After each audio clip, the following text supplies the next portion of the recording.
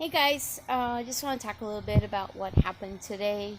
Um, my dog, as I was talking to you guys yesterday, I suffer from what is known as hypoglycemic unawareness, and a little bit about that. What that means, a little bit of history on that is that my blood sugar can drop so fast, so low.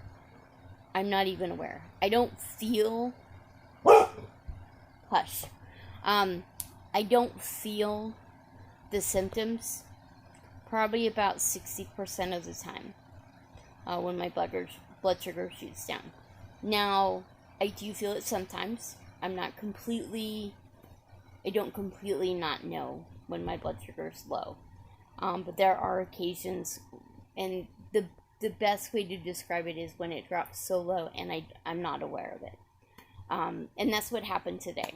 I was at work, taking phone calls, and all of a sudden, Sophie just started licking my hand. I kind of just brushed her aside because she wasn't doing her normal signal for me. She was just constantly licking my hand. I'd had my hand on my knee, I was talking to customers, and all of a sudden she just started licking and licking and licking and licking and licking. And I was like, that's not normal. Because normally she just lays under my desk and sleeps. That's her normal, everyday behavior when everything's fine. But she was persistently licking my hand, and we've since discovered that's one of her signals that, Mom, something's not right. You need to check things out. The other signal is she paws at me, and she's been trained when she feels the low blood sugar to paw at me 3 times. Um, and one of these days, I'm going to show you how she does it, just so you guys can see it. She's pretty well, except you heard her bark earlier. She's crashing for the night. She's had a long day. But usually she'll paw at me 3 times. 1, 2, 3, and I know. Kristen, you need to check your sugar. Something's not right. Um, so what we've discovered over the last couple of weeks, since I started thinking about all this, is that when my blood sugars are low, when things aren't right, the first thing she does, she just licks, licks, licks, licks, licks. Um, and part of the reason she licks is that's part of how she's figuring out what my blood sugar is, because taste and scent are so closely tied together. You taste, but you smell your food first. Well, it's the same thing with dogs. They smell first, and then it's part of that taste. So that's when she knows that my blood sugars are dropping, because my normal taste is not normal anymore. Uh, so, which is fine. I don't mind when my dogs lick me. If you have a problem with that, that's between you and your dog. My dog, she licks me all the time. She's a natural licker. What can I say? But it's also part of how she does her job, so I don't get upset with her when she does it. Now it kind of irritates other people, but I won't break her of that habit. I won't stop that habit because it's part of how she does her job. Um, but so back to what happened today. So I was like, that's just she was licking me. It was kind of odd behavior. Except now we're figuring out it's normal. But so I checked my sugar, and it was 55. When I had checked it before, it was 140. Um, so it was okay. It wasn't perfect, but it was okay. And um, when I checked it again, it was 155.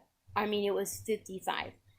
I had no clue. I had no way of knowing that it was dropping.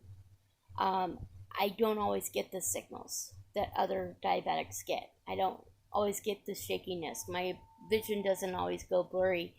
I'm functioning normally. Um, and that's why I have her, because I don't always sense that, and it's about 60% of the time that I don't sense it.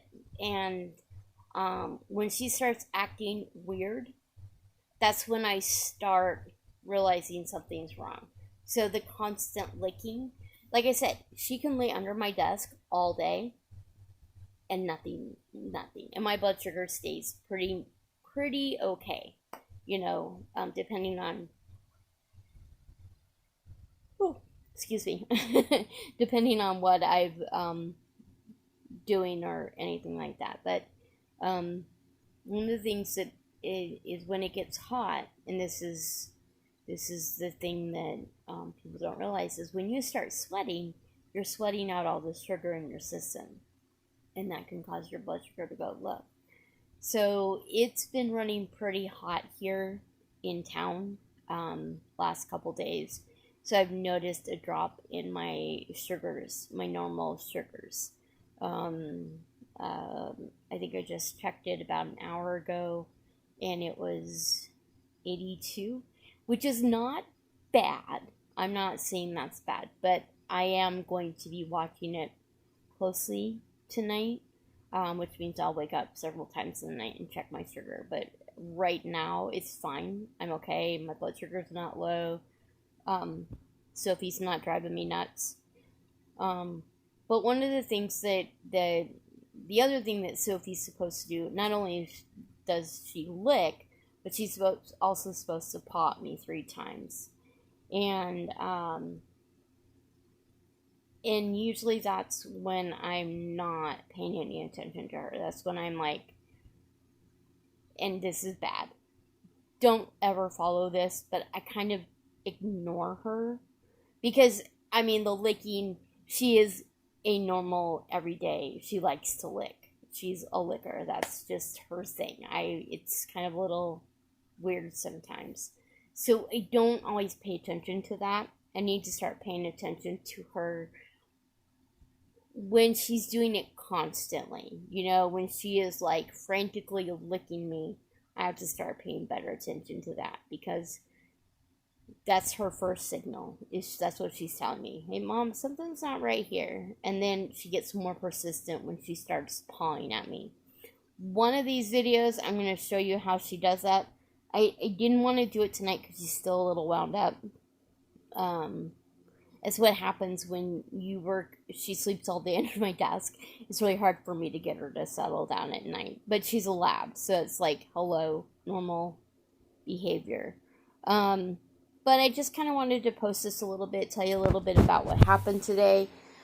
She did eventually paw at me 3 times. When she gets really persistent, it's kind of like she's doing a chest compression for CPR. She's like, Mom, get with the program. You really need to do something. She did that the other night. And it's the funniest thing, because it's like, okay, I will. I'm checking my sugar now, and I will eat something, Sophie. But it's that persistence that makes her so good at her job. And when I got her from the breeder, Kristen, my breeder, knew that's what I needed. I needed a dog that wasn't going to give up, who wasn't going to stop doing what she needed to do.